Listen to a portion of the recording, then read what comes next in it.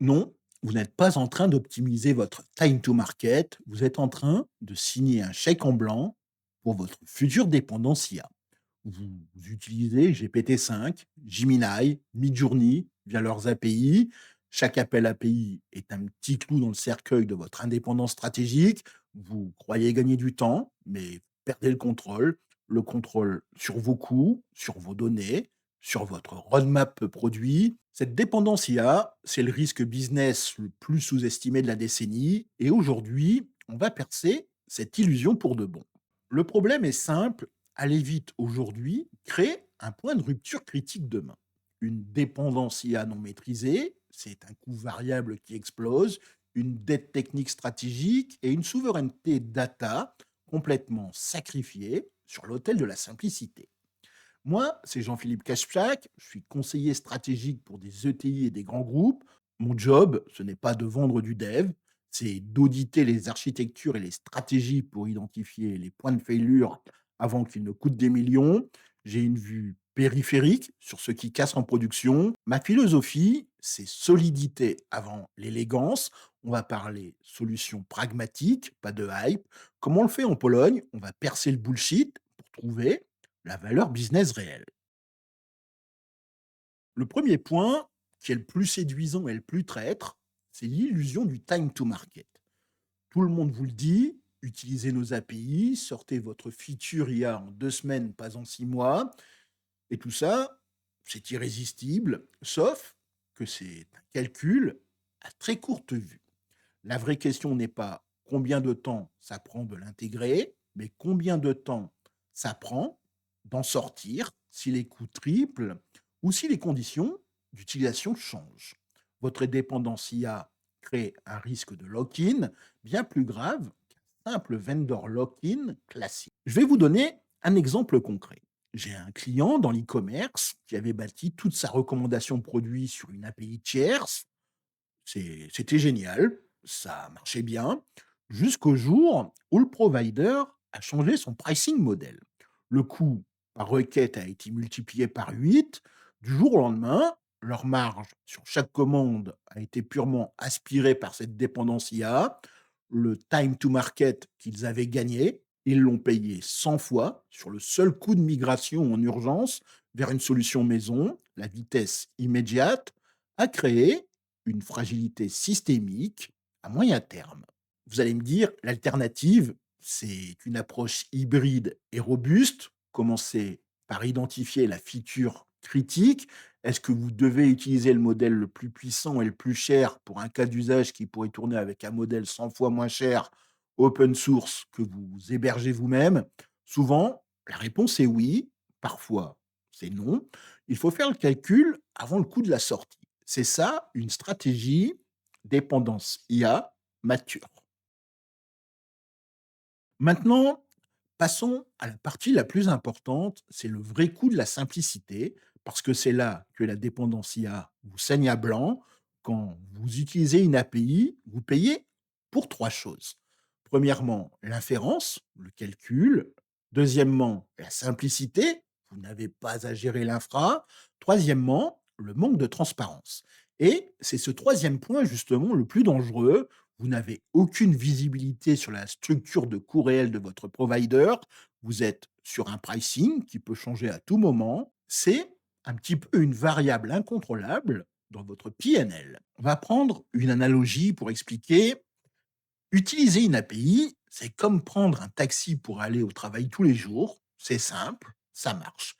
Mais le prix de la course fluctue avec la demande et vous n'avez aucun contrôle. Construire votre propre capacité, même modeste, c'est comme acheter une voiture. Il y a un cap d'investissement initial, mais le coût marginal du trajet devient dérisoire et surtout, il est prévisible. La puissance d'une stratégie anti-dépendance IA réside donc dans la prédictabilité des coûts. Un modèle open source hébergé sur votre cloud, ça a un coût fixe, la machine tourne, que vous fassiez 100 ou 10 000 requêtes, au-delà d'un certain volume, le ROI bascule toujours en faveur du self-hosting. Le problème, c'est justement que la majorité des équipes ne font pas ce calcul, elles voient le coût initial de la voiture et optent pour le taxi, sans modéliser l'impact sur 3 ans.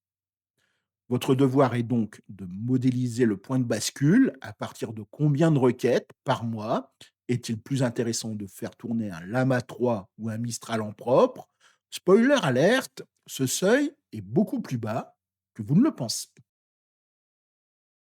Le troisième point est une faille stratégique, la souveraineté data et le verrouillage fonctionnel.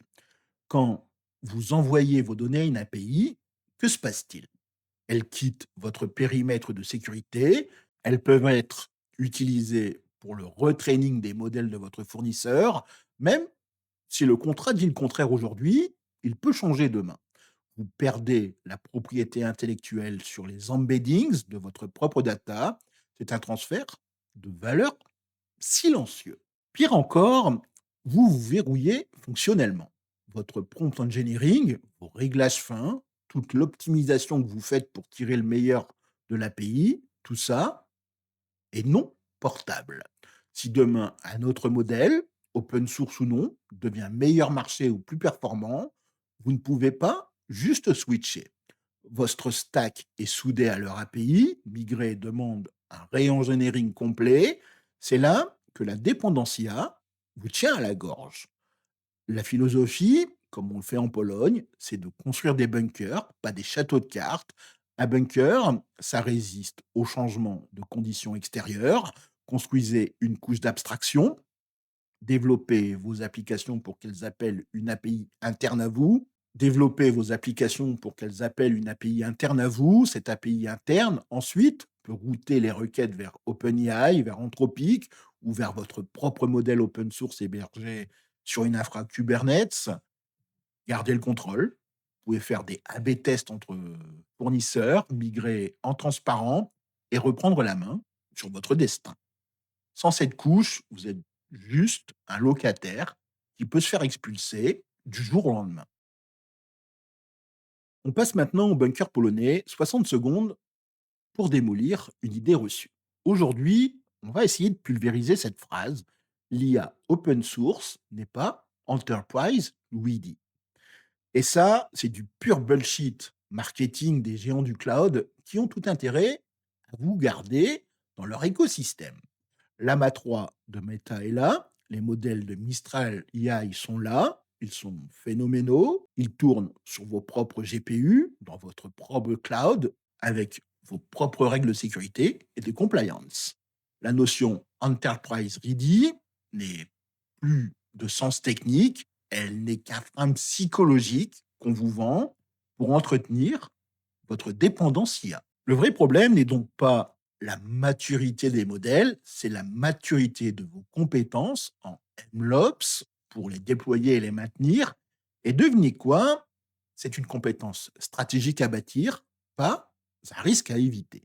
Ne confondez surtout pas votre manque de volonté d'investir avec un manque de maturité de la technologie. Les faits sont têtus, l'open source est là, il est viable et il est votre meilleure porte de sortie face à la dépendance IA. Donc, pour résumer, l'illusion du time to market vous expose à un risque financier majeur. Le vrai coût de la simplicité des API est une bombe à retardement dans votre budget. Et le sacrifice de la souveraineté data est une faille stratégique inacceptable. Combinés, ces 3 points transforment votre projet IA en un château de cartes, vulnérable à la moindre décision d'un tiers. La seule stratégie robuste est donc de traiter la dépendance IA comme le risque numéro un à mitiger dès le premier jour. Votre architecture actuelle est-elle une fondation robuste ou une dette technique déguisée en accélérateur? C'est la question qu'il faut se poser. Pour y répondre sans blabla, je vous propose un audit stratégique asymétrique gratuit de 30 minutes. On ne va pas parler théorie, on va plonger dans votre stack, identifier le point de single failure le plus critique lié à votre dépendance IA et définir une opportunité concrète de reprendre le contrôle. Le lien pour réserver est le premier dans la description. On identifie une opportunité et ça, sans blabla.